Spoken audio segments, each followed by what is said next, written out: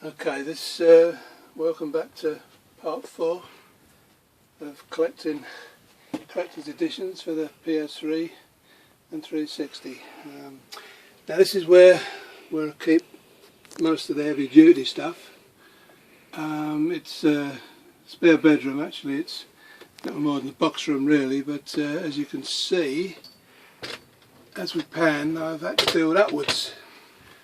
So although most of the larger editions are in here, there are some smaller ones up top, simply because I haven't got anywhere else to put them.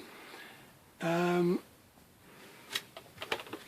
lot of these are older editions. Some of them quite rare, quite scarce, hard to find now.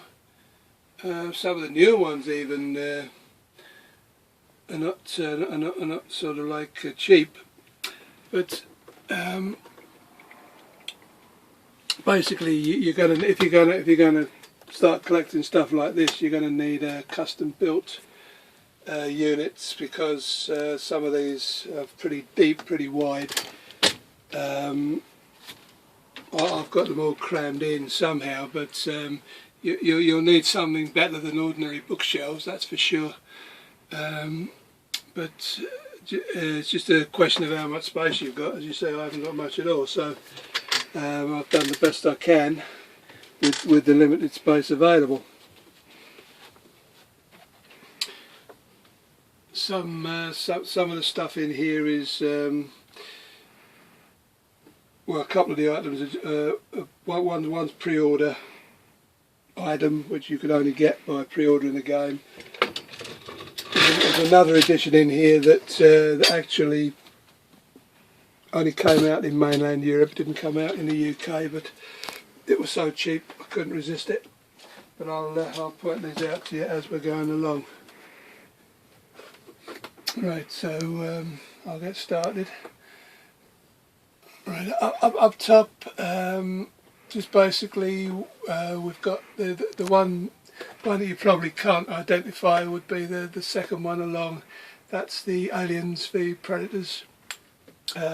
Lousy game, but the box set is quite cheap now.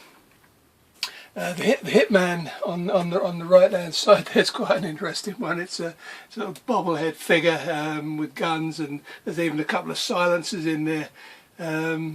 Which and on the other side, the Watch Dogs, that's the DedSec edition. I told you that I bought before, the one that I showed you downstairs that I bought the day. That's the one where the game came out of to pay for the other edition down there, the Vigilante edition. The Castlevania Lords of Shadow 2 is a really strange one. It's a game exclusive, and it was advertised as a tomb. With all the bits and pieces inside the art book and figurine and whatever, little figures and what have you. Now it's the only collector's edition I've ever seen that hasn't got its own box. It just came in that brown box basically, and there's no other box for it. You know, like the rest of them have got brightly coloured artwork and stuff. That's all you got. So that was a bit disappointing. There again, it's one that was quite expensive when it came out, but now you can pick it up fairly cheaply. These two, if you're going to call yourself a hardcore collector's edition collector, then you've got to have these two. That's the biggest I've ever seen, the Nano edition. The steelbook that I showed you in the last video comes out of there. That was an online exclusive for game, and it is very hard to come by these days. I mean, it was £120 when it was released. I don't know what you'd pay for it now, because you very rarely see any offered. Same with the Skyrim.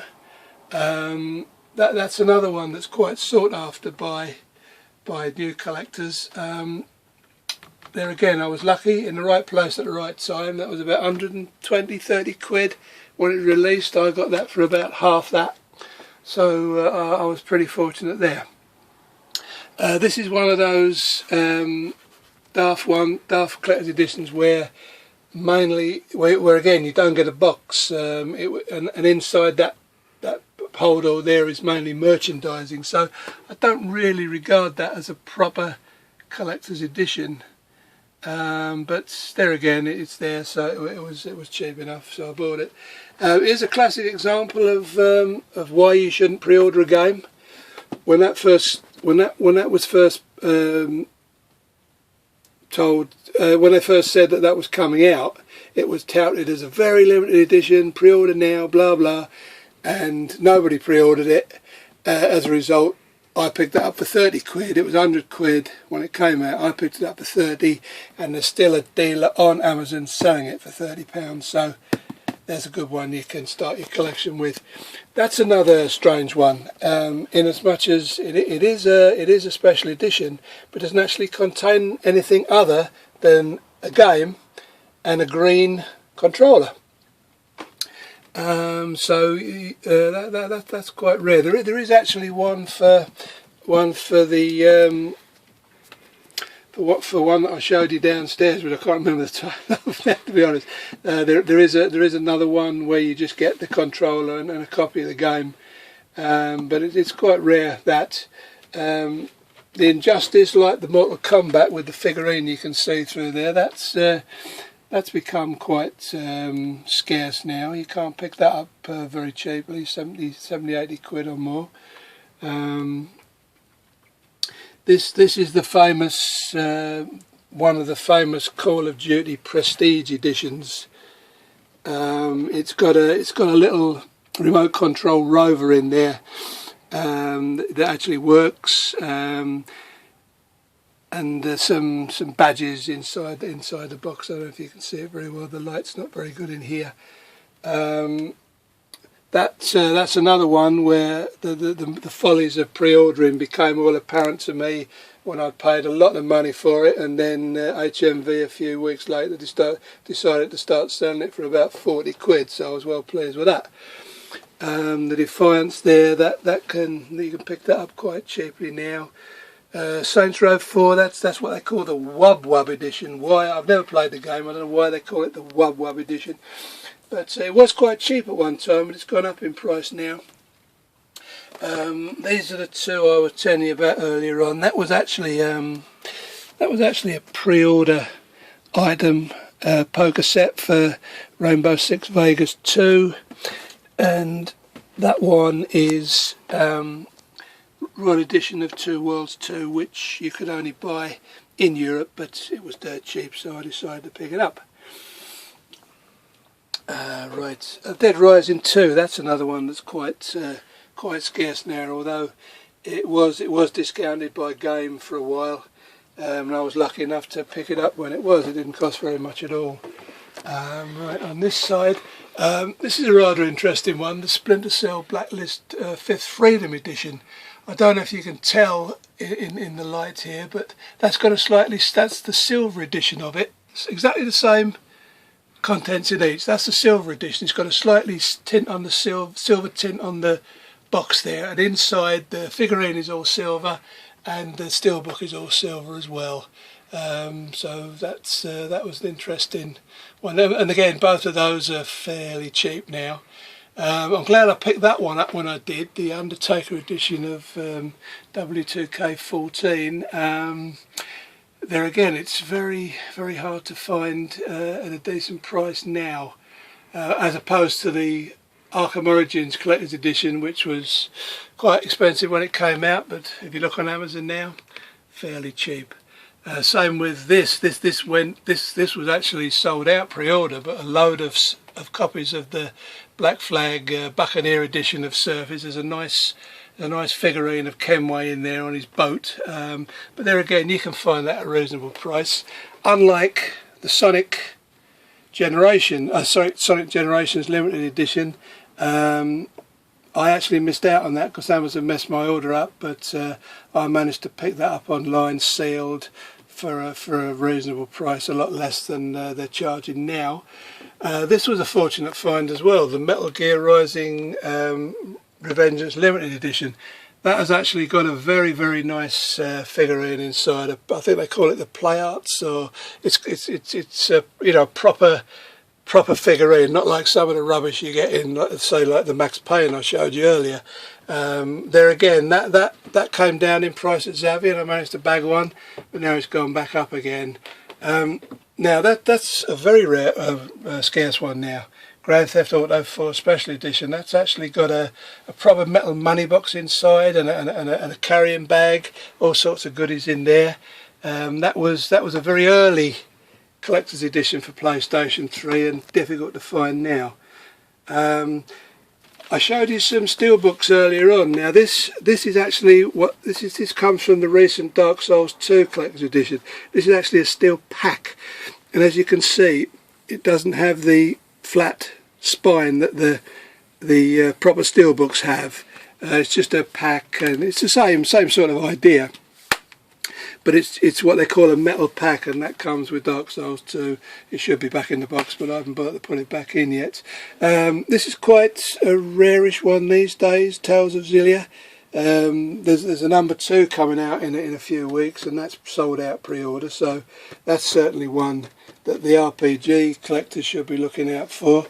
Just going down a bit, these are fairly run-of-the-mill collector's editions. The Far Cry, the Batman you can pick up for fairly reasonable money. Avatar used to be quite abundant, but it's more scarce these days, and the One Piece Pirate Warriors 2, that you see that all over. Right, then we have the Call of Duty hardened editions. These are just called hardened editions because basically they're fresh air inside there with a steelbook and a bit DLC. They were all about 80 quid when they came out, absolute rip-off. Wait until they're down to 20 or 30 quid, which I did, and buy them second hand.